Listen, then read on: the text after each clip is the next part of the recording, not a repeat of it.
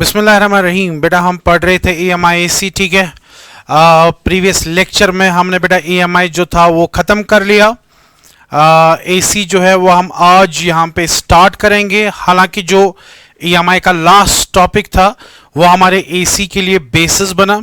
Topic जो था वो था हमने एक EMF जनरेट कराया एक लूप के रोटेट होने से, लेकिन उस EMF में एक ट्रिग्नोमेट्रिक टर्म आई थी, ठीक है। तो आपने बेटा प्रीवियस लेक्चर अगर देखा होगा तो आपको वो सारा समझ आ गया होगा। तो बेटा आज हम यहाँ पे ऑफिशियली AC का पहला लेक्चर जो है वो स्टार्ट करेंगे बेटा, ठीक है। तो सबसे पहले यहाँ पे AC यानी ऑल्टरनेटिंग करंट, हालांकि पिछले टॉपिक में या पिछले लेक्चर में मैंने आपको बताया था उसके बारे में, लेकिन तब भी यहाँ पे मैं ऑफिशियली इसको अब स्टार्ट करूंगा। तो बेटा आज हम देखेंगे alternating current.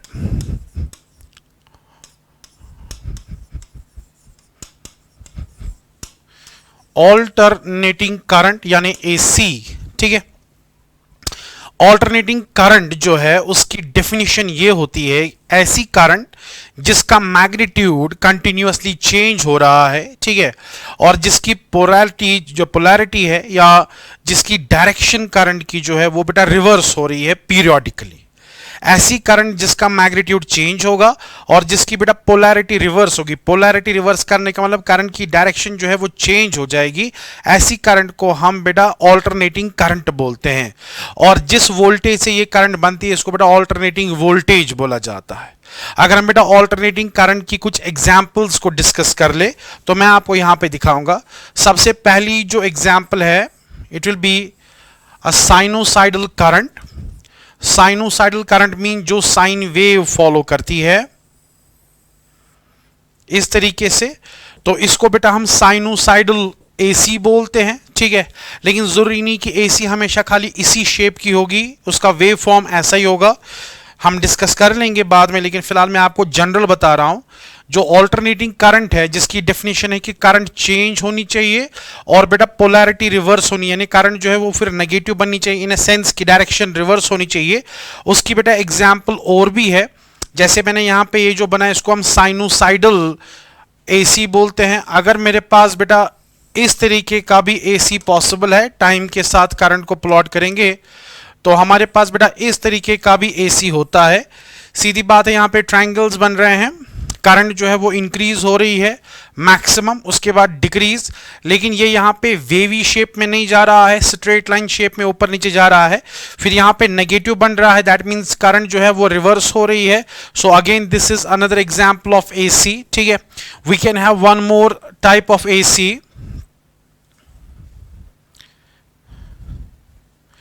and that AC looks like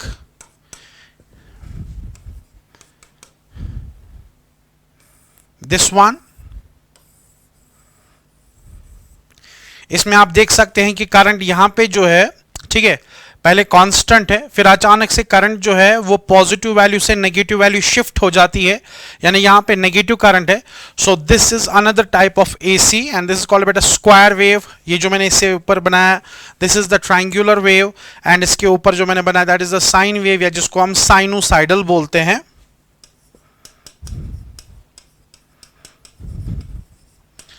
sinusoidal wave यानी जो साइन वेव फॉलो करेगा, ठीक है। तो ये AC है। अब यहां पे हम जो सिलेबस में पढ़ेंगे जिसके ऊपर हमारा ज्यादा फोकस रहेगा वो बेटा ये साइन वेव वाला AC है। Triangular wave, square wave AC जो है, ठीक है, वो हम नहीं देखें, हम सिलेबस के हिसाब से वो हमारे पास है, लेकिन हम उनको भी पढ़ेंगे क्योंकि उनके ऊपर भी क्वेश्चंस पूछे गए हैं। नीट में क्वेश्चंस पूछे गए हैं बेटा, JEE में दिखाऊंगा। स्क्वायर वेव के ऊपर मुझे याद है क्वेश्चन पूछे गए हैं नीट में आज तक, लेकिन आसान देखेंगे फिर कैसे एक्स्ट्रापोलेट। लेकिन हमारा जो बेसिक सिलेबस है वो बेटा इन साइन वेव्स के ऊपर यहाँ पे रहेगा। तो अगर बेटा हम साइन वेव्स की बात करेंगे, जैसे मैंने प्रीवियस लेक्चर में आपको बताया था, तो साइन वेव जो AC है इसका अगर मैं मैथमेटिकल फॉर्म लिखूंगा बेटा, ठीक है, क्योंकि हमारे सिलेबस में ये है, ट्रायंगल का नहीं बता रहा हूं, स्क्वायर का नहीं बता रहा हूं, इस साइनोसाइडल AC यानी जिसमें साइन वेरिएशन है, इसकी अगर मैं यहां पे बेटा जनरल फॉर्म बताऊंगा, जनरल मैथमेटिकल फॉर्म बताऊंगा,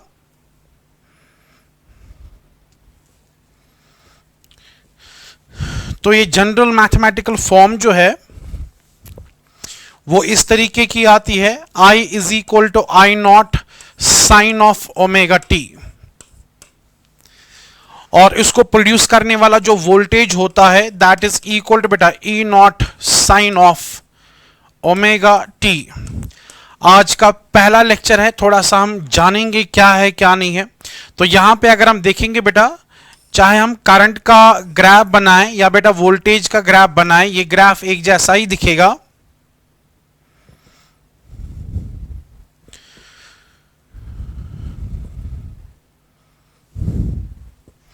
तो देखिए बेटा, अगर मैं इस तरीके का करंट, चले हम करंट का ही यहां पे फोकस करते हैं। अगर यहां पे करंट का ग्राफ बनाते हैं, ये करंट का ग्राफ पहले ऊपर जाएगा, फिर यहां पे नीचे पढ़ाया था मैंने प्रीवियस लेक्चर में भी, ठीक है। तो ये इस तरीके से ऊपर जाता, ये बेटा साइनोसाइडल वेव है और ये इसकी मैथमेटिकल इक्वेशन है। अगर हम करंट की बात करेंगे तो सर्किट के अंदर जो करंट होगी ना, इसका कोई कांस्टेंट वैल्यू नहीं है। यहां पे करंट का वैल्यू 0 है।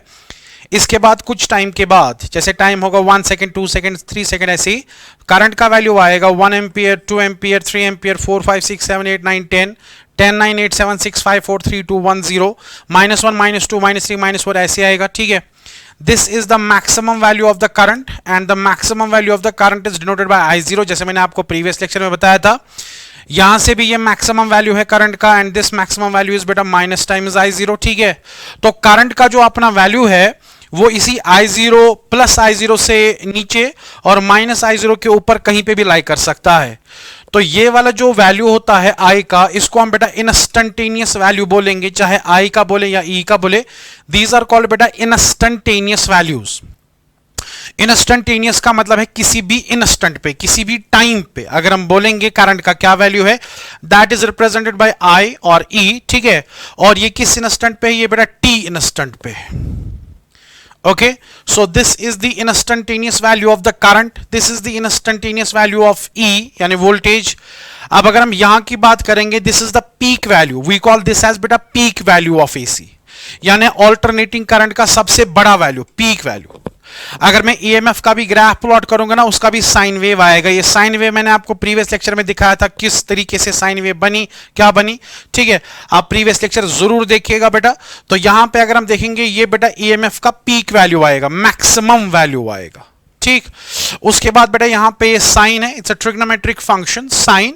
साइन के अंदर है यहां पे ओमेगा और टी। हम इस ओमेगा और टी को अच्छे से समझेंगे। पहली बात, यहां पे जो ये ओमेगा है, it is the angular frequency, it is equal to बेटा 2 पाई बाई टी।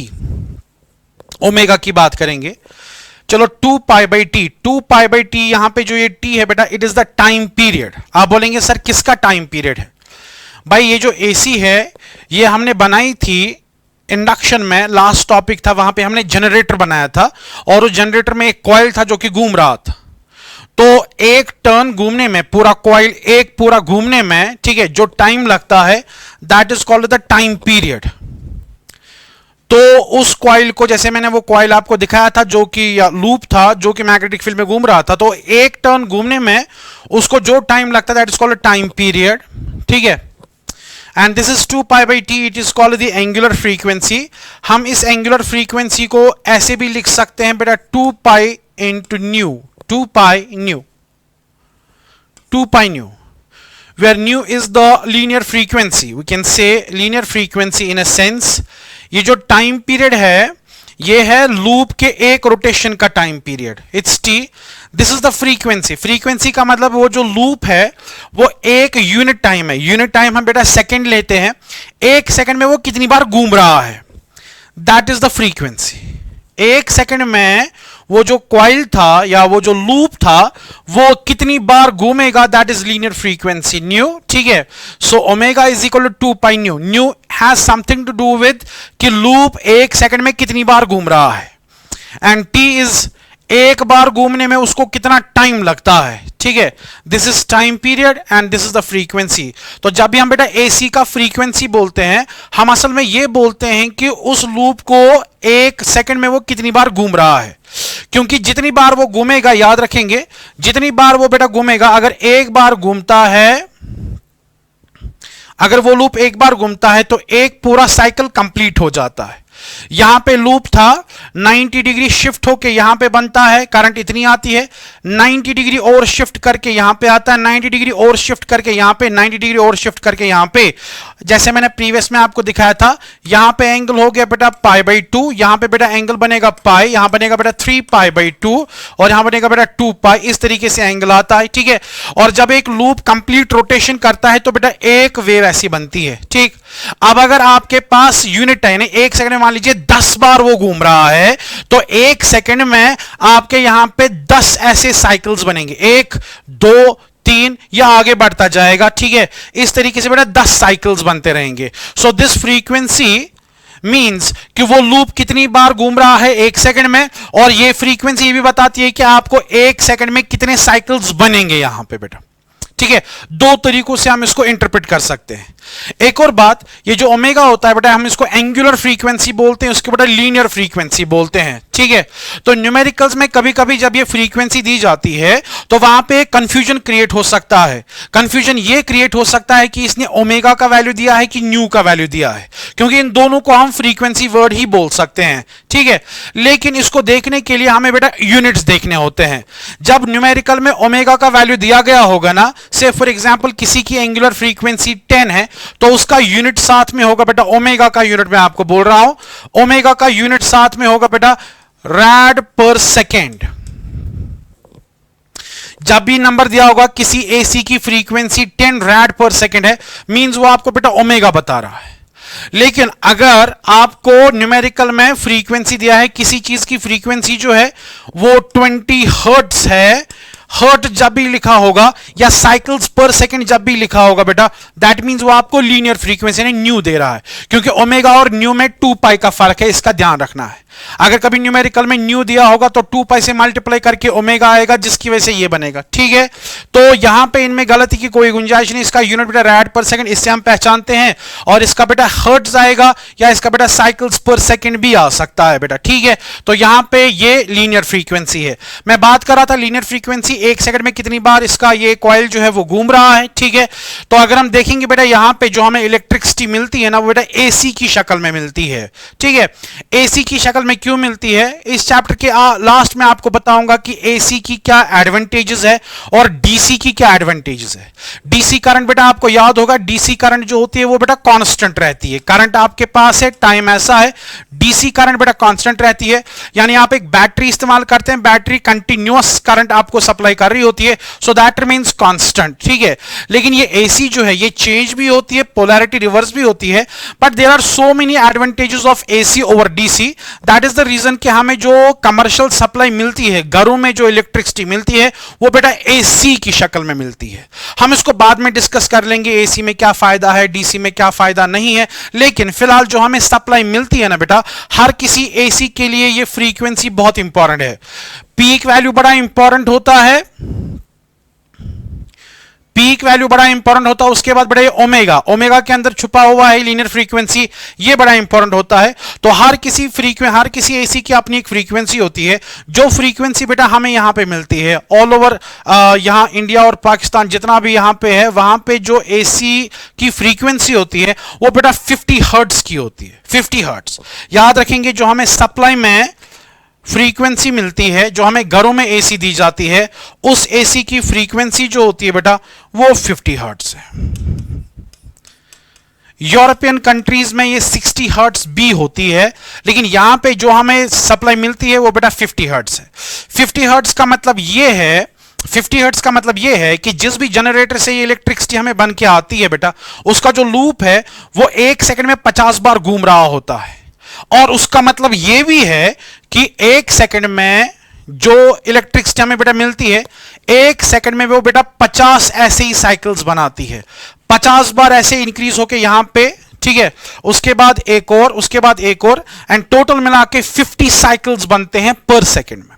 एक बड़ा लॉजिकल सा क्वेश्चन होता है बच्चे के जहन में, सर अगर ऐसा है कि 1 सेकंड में 50 बार ऐसे साइकिल्स बनते हैं, इसका मतलब बेटा 1 सेकंड में, मतलब ये सवाल होता है आपके जहन में, 1 सेकंड में अगर हम देखेंगे यहां पे तो करंट 0 है, ठीक है, उसके बाद करंट आती है फिर 0 हो गया, उसके बाद करंट आती है तो फिर यहां पे 0 हो गया, तो 1 सेकंड में अगर ऐसे 50 साइकिल्स बनेंगे तो there will be so many instances जहां पे करंट का वैल्यू 0 आएगा, जहां पे करंट का वैल्यू बेटा 0 आएगा, ठीक है। करंट का वैल्यू 0 आने का मतलब करंट नहीं है, तो ऐसा कैसे पॉसिबल है कि जो बल्ब होता है, जो हमारा एसी पे बल्ब चलता है, वो कंटिन्यूअसली जल रहा होता है, उसमें कोई फ्लक्चुएशन नहीं आती है, ठीक है। ये क्वेश्चन है, क्योंकि करंट जो है वो इंक्रीज डिक्रीज, लेकिन इंक्रीज डिक्रीज होते हुए 0 0 0 को पास करने करंट का वैल्यू 0 भी होता है, ठीक है। 1 सेकंड में यहां पे अगर आप देखेंगे साइकिल के हिसाब से 2-2 बार, एक साइकिल में 2-2 बार ये 0 बन जाता है, ठीक है। तो 1 सेकंड में 50 तो 100 बार यहां पे 0 बनेगा, तो दैट मींस बल्ब जो है वो बंद भी होना चाहिए, लेकिन ऐसा तो होता नहीं है, बल्ब तो कांस्टेंट हमें यहां पे लाइट देता है। ऐसा क्यों है, उसका एक्सप्लेनेशन बेटा ये है कि हमारी आंखों में एक प्रॉपर्टी होती है दैट्स कॉल्ड बेटा परसिस्टेंस ऑफ विजन। जब 1 सेकंड में 50 बार बल्ब जो है वो ग्लो करेगा, बंद हो जाएगा, ग्लो करेगा, हमारी आंख को ये समझ नहीं आता है, क्योंकि हमारी आंख के अंदर परसिस्टेंस ऑफ विजन है। लाइट गई, जितने टाइम में बंद होकर वापस आती है तो वो हमारी आंख डिटेक्ट नहीं कर पाती है, जिसकी वजह से हम ऐसा कर सकते हैं। हाँ, अगर हम फ्रीक्वेंसी कम करेंगे, बहुत कम फ्रीक्वेंसी करेंगे, आप विजिबली देख सकते हैं बल्ब जो है वो ब्राइट ग्लो करेगी, फिर कम, फिर उसके बाद फिर से ब्राइट ग्लो करेगी, 0 भी यानी बंद भी हो जाएगी, लेकिन जब 50 हर्ट्ज की फ्रीक्वेंसी होती है वहां पे हम ऐसा फील नहीं करते बेटा, ठीक है। तो कमर्शियल सप्लाई हमारे पास जो होती है बेटा 50 हर्ट्ज की होती है, ठीक। तो फिलहाल ये मैंने आपको फ्रीक्वेंसी के बारे में बताया 2π/t और यहां पे 2π न्यू, आपकी मर्जी आप कैसे लिखेंगे, सेम इज एप्लीकेबल यहां पे ईएमएफ के टाइम पे भी, ठीक है। मैं यहां पे आपको ऐसे दिखा सकता हूं कि हम बेटा करंट को लिखते हैं I is equal to I naught sine of omega के बदले में लिख सकता हूं 2π/t, और उसके बाद यहां पे t है, t इज एनी टाइम जिसमें आप इंटरेस्टेड हो देखने के लिए कि करंट का क्या वैल्यू आएगा। Say for example t equal to 1 second, 2 second, 3 second, but current इस इक्वेशन से दी जाएगी। एक और तरीका इसको लिखने का है आई नॉट, यहां पे आएगा 2π न्यू एंड देन बेटा यहां पे t आएगा, मैं ओमेगा के बदले यही लिख रहा हूं, ठीक है। This is alternating current. बेटा याद रहे ऑल्टरनेटिंग करंट के लिए फ्रीक्वेंसी का वैल्यू बहुत इंपॉर्टेंट होता है। एक और चीज इंपॉर्टेंट होती है वो अभी डिस्कस नहीं करूंगा, लेकिन फिलहाल ऐसा, ठीक है। अब बेटा ध्यान से देखेंगे, जब हम एसी की बात करेंगे, पर्टिकुलरली ये साइनोसाइडल एसी की बात कर रहा हूं मैं, ठीक है। यहां पे बेटा करंट का वैल्यू इंक्रीज हो रहा है, फिर डिक्रीज हो रहा है, और उसके बाद करंट यहां पे नेगेटिव वैल्यू, मींस यहां पे करंट अपनी डायरेक्शन चेंज करता है, ठीक है। तो अगर हम यहां पे देखेंगे, मान लीजिए ये वायर है बेटा, ठीक है, ये वायर है और इसके अंदर एसी चल रही है, तो एसी में क्या होगा, कभी करंट जो है इस डायरेक्शन में चलेगी, और यहां पे डायरेक्शन, जब यहां पे करंट पहुंचे या चार्जर पार्टिकल पहुंचेंगे, इसके बाद यहां पे डायरेक्शन रिवर्सल होके ये वापस ऐसे आता है, मैंने बताया था इससे पहले भी। तो करंट कभी यहां की तरफ जाती है, यहां की तरफ, आधे साइकिल तक करंट की एक डायरेक्शन होती है। आधा साइकिल मीन जब ये पॉजिटिव करंट आएगी, चाहे इंक्रीज डिक्रीज हो, लेकिन पॉजिटिव है, पॉजिटिव का मतलब ये एक डायरेक्शन में जाती है, लेकिन जब करंट नेगेटिव बनती है तो वापस, तो आधे साइकिल तक ये आगे जाएगा, आधे साइकिल तक यानी t/2 टाइम तक ये आगे की तरफ, यहां की राइट की तरफ जाएगा, t/2 टाइम के बाद ये वापस आ जाता है, ठीक है। तो अगर हम देखेंगे बेटा ऐसा जो करंट है, इसका नेट मैग्नेटिक फील्ड अगर हम देखेंगे वो बेटा 0 की तरफ, मैं नहीं बोलूंगा फील्ड तो आएगा, आधे साइकिल के लिए भी आएगा, उसके बाद आधे साइकिल के लिए आएगा, लेकिन मैं अगर यहां पे नेट मैग्नेटिक इफेक्ट देखूंगा, ठीक है, तो वो इफेक्टिव नहीं रहेगा, क्योंकि आधे साइकिल तक मान लीजिए यहां की तरफ ये जा रहा है, ठीक है। तो करंट मैग्नेटिक फील्ड की जो डायरेक्शन होगी वो यहां पे बेटा बाहर की तरफ होगी, लाइक दिस, जबकि यहां पे बेटा मैग्नेटिक फील्ड बेटा अंदर की तरफ होगा। लेकिन जब करंट इस डायरेक्शन में चलेगी, इस डायरेक्शन में चलने के बाद आधे साइकिल के बाद ये करंट की डायरेक्शन, मैग्नेटिक फील्ड की डायरेक्शन रहेगी, तो आधे साइकिल तक जो मैग्नेटिक फील्ड, जिस डायरेक्शन मैग्नेटिक फील्ड बना रहा है, दूसरे आधे साइकिल में ये उसके ऑपोजिट बना रहा है। तो नेट में अगर आप देखेंगे, नेट में एक साइकिल में कितना मैग्नेटिक इफेक्ट आपको मिल रहा है, मैग्नेटिक फील्ड मिल रहा है, दैट इज बेटा 0, ठीक है। कहने का मतलब यह है, मैग्नेटिक फील्ड तो बन रहा है लेकिन ओवरऑल इफेक्ट इसका ऐसा है। तो कहने का मतलब यह है, जो हमारे पास बेटा इंस्ट्रूमेंट्स थे, पर्टिकुलरली जो हमारे पास मेजरिंग इंस्ट्रूमेंट्स थे, जैसे आपने बेटा गैल्वानोमीटर पढ़ा होगा, तो गैल्वानोमीटर में क्या होता था, वहां पे हम एक कॉइल रखते थे जिसके अंदर डीसी पास करते, कांस्टेंट करंट पास करते थे। उस करंट की वजह से मैग्नेटिक फील्ड के अंदर जब वो कॉइल था तो वहां पे एक डिफ्लेक्शन आती थी, पढ़ा होगा आपने, ठीक है। और वो डिफ्लेक्शन जो थी वो एक ही डायरेक्शन में आएगी डेफिनेटली। अगर आप करंट की डायरेक्शन रिवर्स करेंगे तो डिफ्लेक्शन ऑपोजिट डायरेक्शन में आएगी। तो अगर मैं डीसी के बदले गैल्वानोमीटर के अंदर बेटा एसी डालूंगा, ठीक है, तो क्या होगा, आधे साइकिल तक गैल्वानोमीटर की सुई यहां की तरफ जाएगी, उसके बाद आधे साइकिल तक वो यहां की तरफ जाएगी। दैट मींस गैल्वानोमीटर का जो पर्पस था ये कंटिन्यूअस होगा। साइकिल जब चेंज होगा तो उसकी जो सुई है that will go like this this this this this, ठीक है।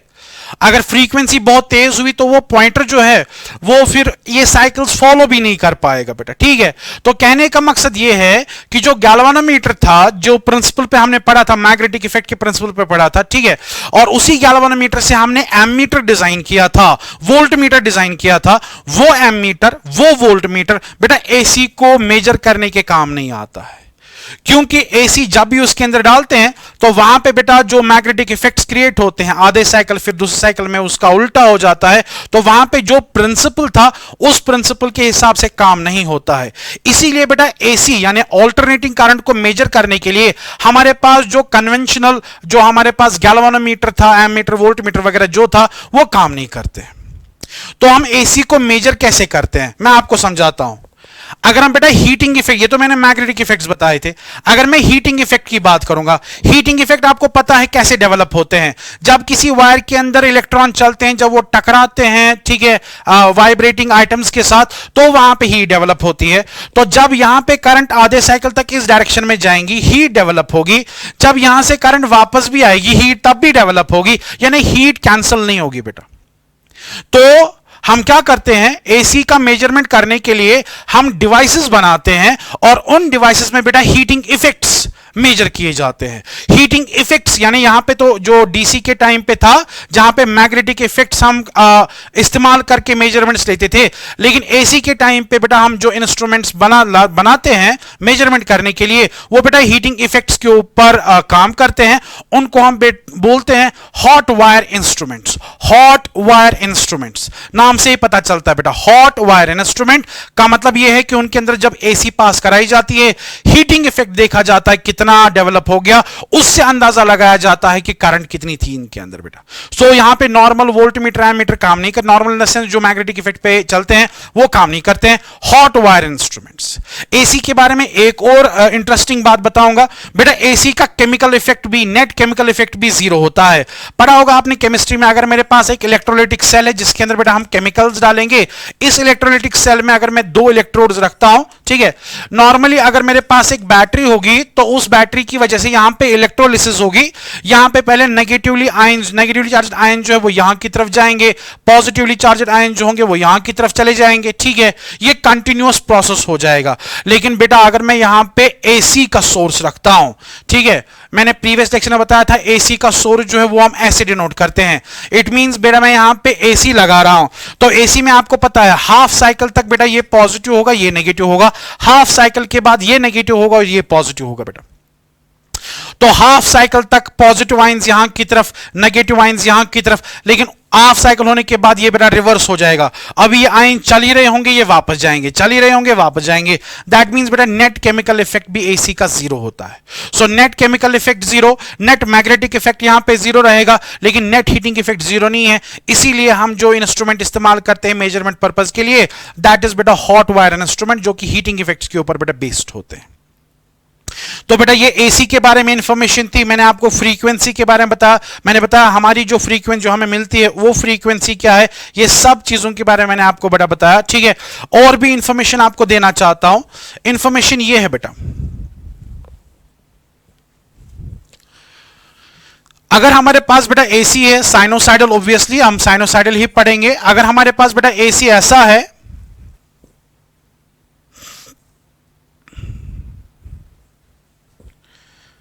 और इसका ग्राफ बेटा ऐसा आता है, इसकी जो इक्वेशन आएगी बेटा, that equation will be I naught sine of omega t. Clearly जब टाइम का वैल्यू बेटा जीरो होगा, करंट का वैल्यू भी यहां पे जीरो ही होगा। ठीक है। When t is equal to 0 current will be also equal to 0 और ग्राफ से भी आप देख सकते हैं कि टाइम का वैल्यू जब 0 होगा तो यहां पे इसका वैल्यू भी 0 आ जाएगा।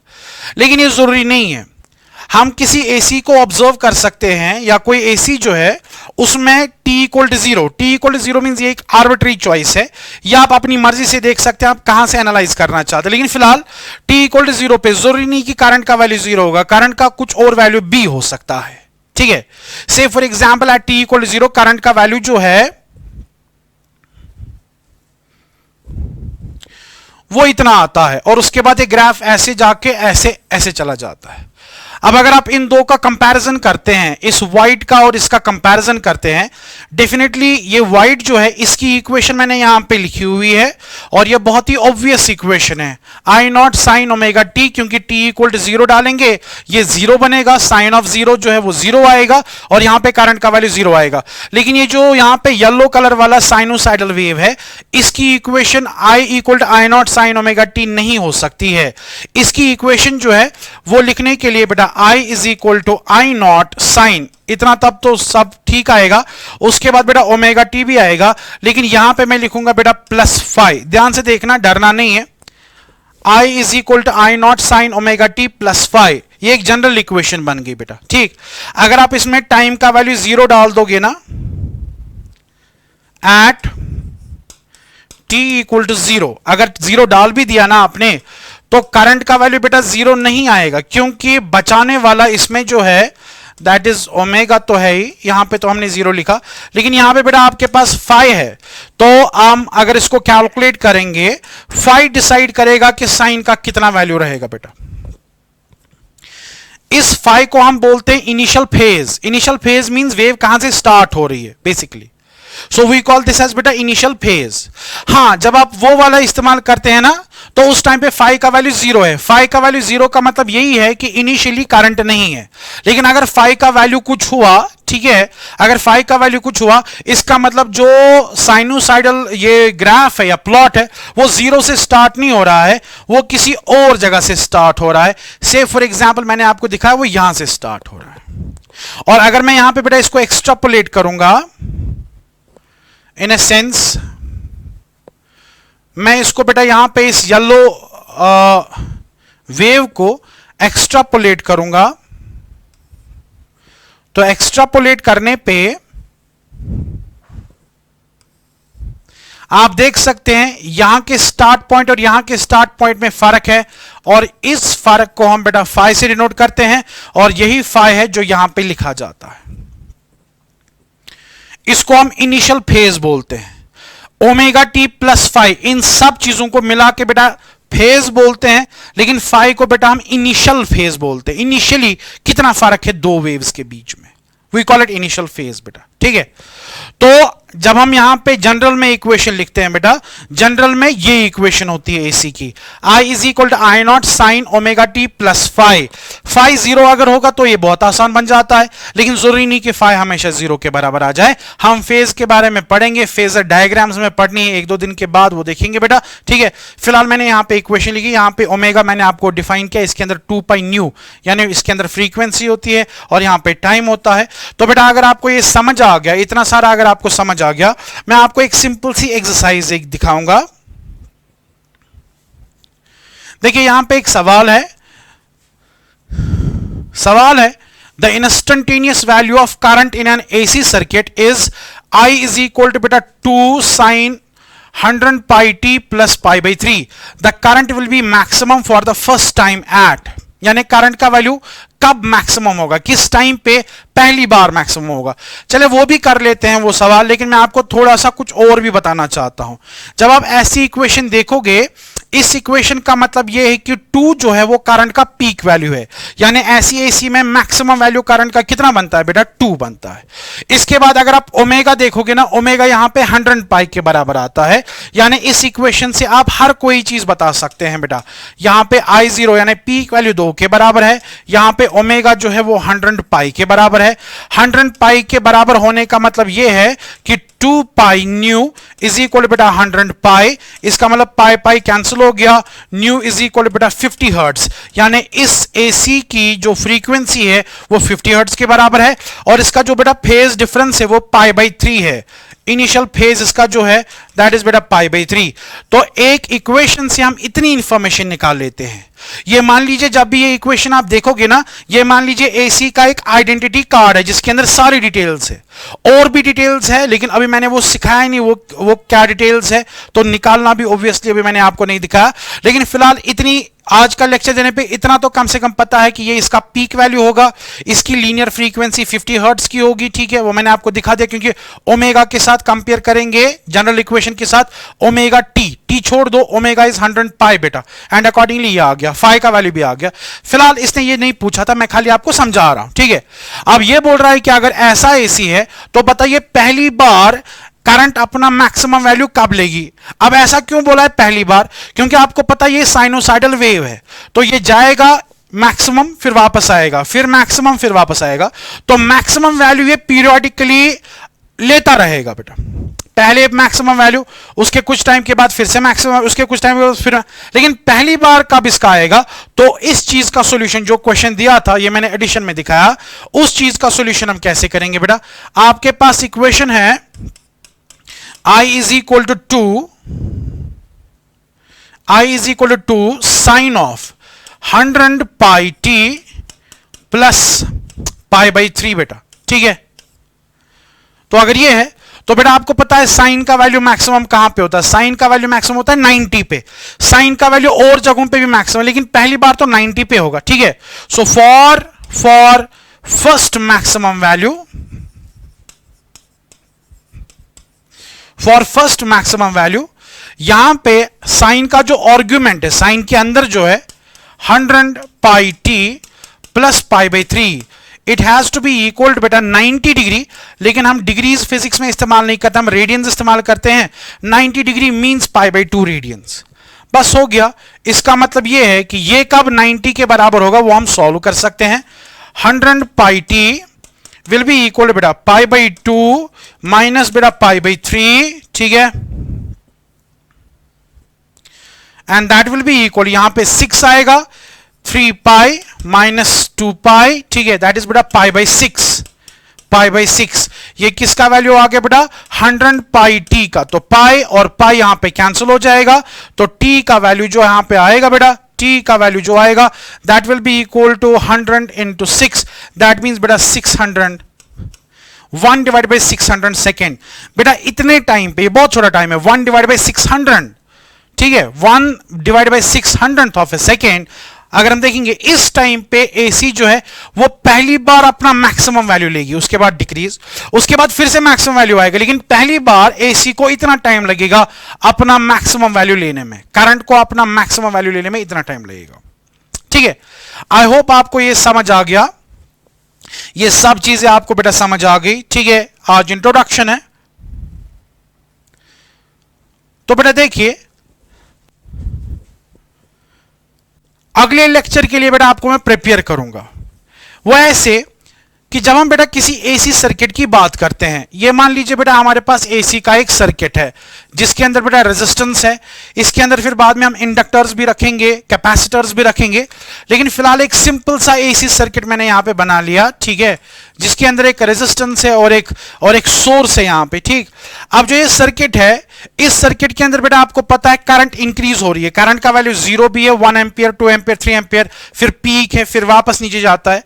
तो इस सर्किट के अंदर करंट कितनी चल रही होगी, जैसे डीसी सर्किट में हम बोलते हैं भाई इसमें कितनी करंट है, या उसको पहचानते हैं इस डीसी सर्किट में 10 एम्पियर की करंट चल रही है, लेकिन यहां पे हम कोई करंट का वैल्यू नहीं बोल सकते हैं, क्योंकि इस सर्किट में करंट जो है वो इनफिनाइट वैल्यूज ले रही है, कभी 0, 1 ampere, 2 ampere, 3 ampere, 4, 10, 9, 8, 7, 6, 5, 4, 3, 2, 1, 0, 1, 2, 3, 4, 5, 6, that means current यहां पे चेंज हो रही है।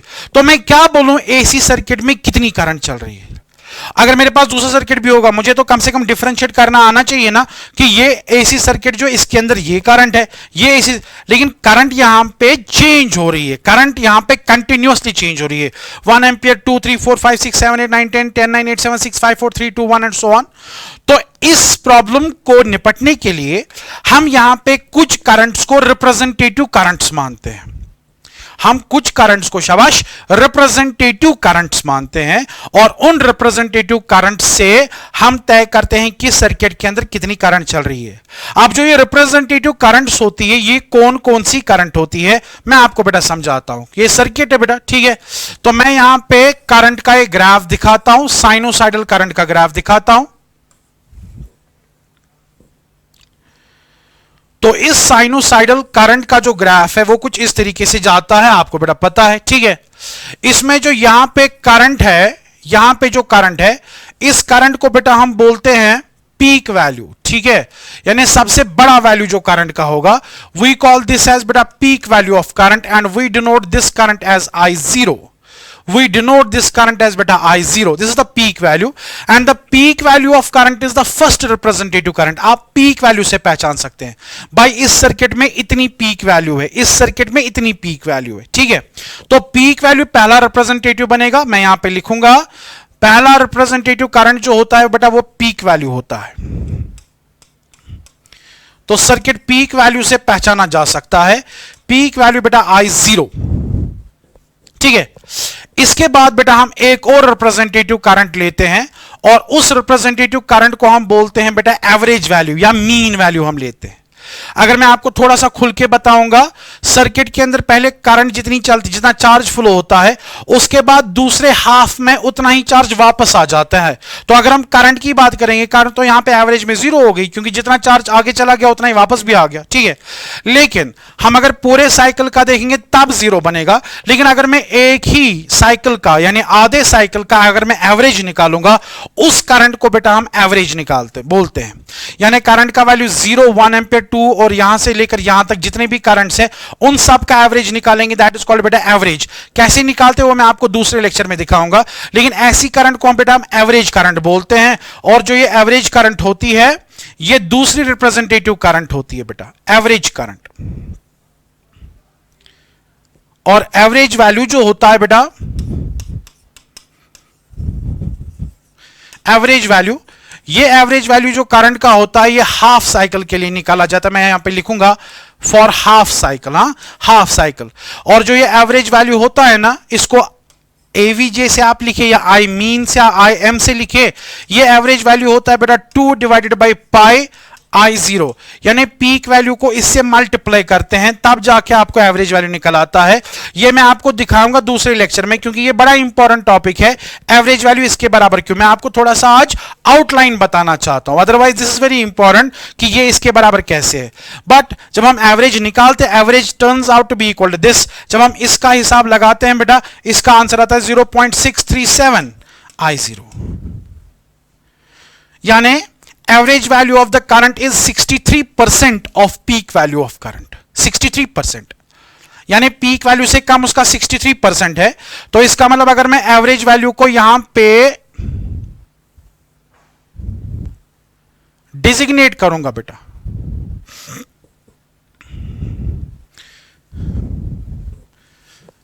I0 का 63 मींस 50%, तो ये 60 लगभग यहां पे होगा, तो ये सो दिस इज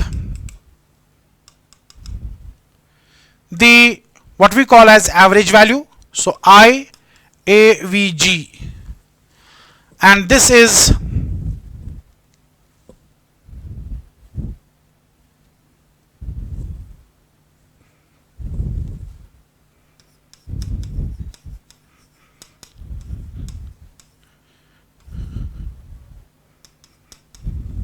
ठीक है बेटा। तो ये एक और रिप्रेजेंटेटिव करंट होती है जो हम बेटा एसी में इस्तेमाल करते हैं।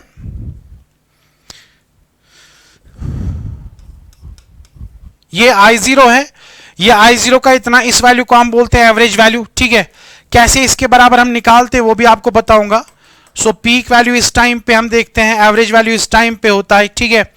अब इसके बाद बेटा एक और वैल्यू होता है करंट का जो कि रिप्रेजेंटेशन के लिए इस्तेमाल होता है और वो सबसे इंपॉर्टेंट होता है बेटा, and that is called third one, it's called बेटा RMS value. RMS value, RMS value जो है इसका फुल फॉर्म है रूट मीन स्क्वायर। इसको भी पढ़ना है, बहुत इंपॉर्टेंट है। लेकिन जो सर्किट के अंदर आरएमएस वैल्यू होता है that is found to be equal to बेटा पीक वैल्यू को डिवाइड करना है अंडर रूट 2 से। ये भी हम साबित करेंगे, बड़ा इंपॉर्टेंट टॉपिक है, एंट्रेंस की तो बात ही नहीं है, बोर्ड के लिए इंपॉर्टेंट टॉपिक है, ठीक है। इतना बेसिक है ये हमें, लेकिन इसको दूसरे लेक्चर में देखना पड़ेगा। लेकिन फिलहाल आप समझिए आरएमएस वैल्यू जो होता है वो पीक वैल्यू का रूट 2 डिवाइड करके निकलता है, और ये भी एक रिप्रेजेंटेशनल वैल्यू होता है, बड़ा इंपॉर्टेंट वैल्यू होता है। और इसका अगर हम देखेंगे वैल्यू,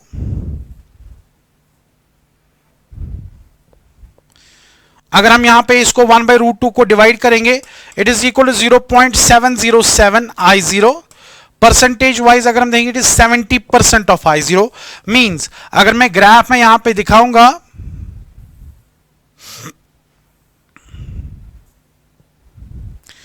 अगर मैं बेटा ग्राफ में यहां पे दिखाऊंगा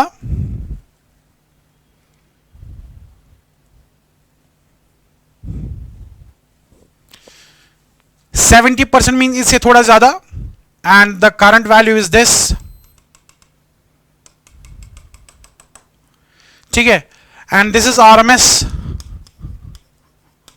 and it is equal to 0.707 I0।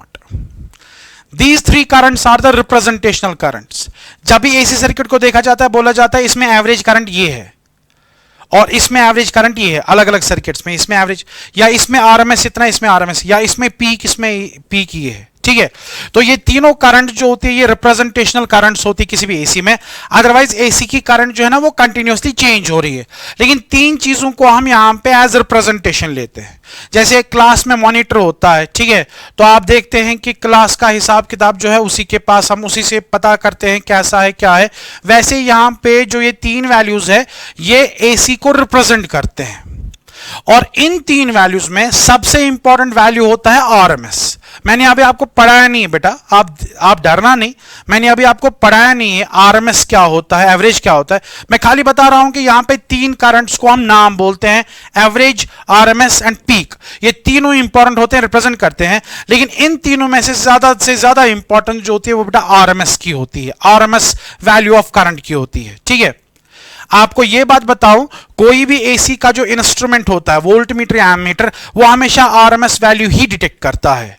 बेटा एवरेज वैल्यू को डिटेक्ट करना थोड़ा सा डिफिकल्ट होता है, पीक वैल्यू को भी डिटेक्ट करना बड़ा डिफिकल्ट होता है, लेकिन आरएमएस वैल्यू को हम आराम से डिटेक्ट कर पाते हैं। इसीलिए आरएमएस वैल्यू जो है वो बहुत इंपॉर्टेंट होता है एसीज के अंदर, क्योंकि हम आरएमएस वैल्यू को इस्तेमाल, हम देखेंगे आरएमएस वैल्यू कैसे निकालते हैं। ये बेसिकली हीटिंग इफेक्ट पे बेस्ड होता है। ये जो एवरेज वैल्यू ये बेटा चार्ज के मोशन पे होता है, ठीक है, और पीक वैल्यू जो होता है वो यहां पे दिखाता है इसका एम्पलीट्यूड क्या था क्या नहीं था। लेकिन इन तीनों में से आरएमएस के साथ डील करना बहुत आसान है, तो हम अपने चैप्टर में मैक्सिमम टाइम बेटा आरएमएस के साथ डील करेंगे। हाँ, कभी कोई क्वेश्चन होगा कन्वर्शन के लिए, अगर आरएमएस इतना है तो बताओ पीक कितना होगा, अगर आरएमएस इतना है तो बताओ एवरेज कितना होगा। बट हमारा जो फोकस रहेगा इस चैप्टर में वो खाली आरएमएस वैल्यूज पे होगा बेटा। मैं फिर से बताऊंगा इस बात को, क्योंकि एसी सर्किट में करंट कंटिन्यूअसली चेंज होती है from zero to maximum, maximum to zero, zero to minus maximum, minus maximum to zero. तो यहां पे रिप्रेजेंटेशन के लिए हम तीन करंट्स लेते हैं, peak value, average value, RMS value, और इन तीनों में से ज्यादा प्रायोरिटी बेटा आरएमएस वैल्यू की होती है। आरएमएस वैल्यू से ही हम बताते हैं कि किस सर्किट में कितनी करंट चल रही होगी। अब ये आरएमएस वैल्यू क्या है, ये एवरेज वैल्यू क्या है, इंशाल्लाह हम बेटा नेक्स्ट लेक्चर में देखेंगे। नेक्स्ट लेक्चर जो है बहुत इंपॉर्टेंट है। आज तो खाली इंट्रोडक्शन था, आज मैंने आपको वेव्स के बारे में बताया, फ्रीक्वेंसी के बारे में बताया। आई होप आप इस लेक्चर को अच्छे से देखेंगे, समझेंगे, ठीक है। तो नेक्स्ट लेक्चर जो है वो यहां पे हम देखेंगे एवरेज वैल्यू, आरएमएस वैल्यू, यानी ये मैथमेटिकल चैप्टर ज्यादा है बेटा, और उसके बाद हम सर्किट सॉल्व करेंगे, ठीक है। तो बाकी इंशाल्लाह नेक्स्ट क्लास में करेंगे। अल्लाह हाफिज बेटा।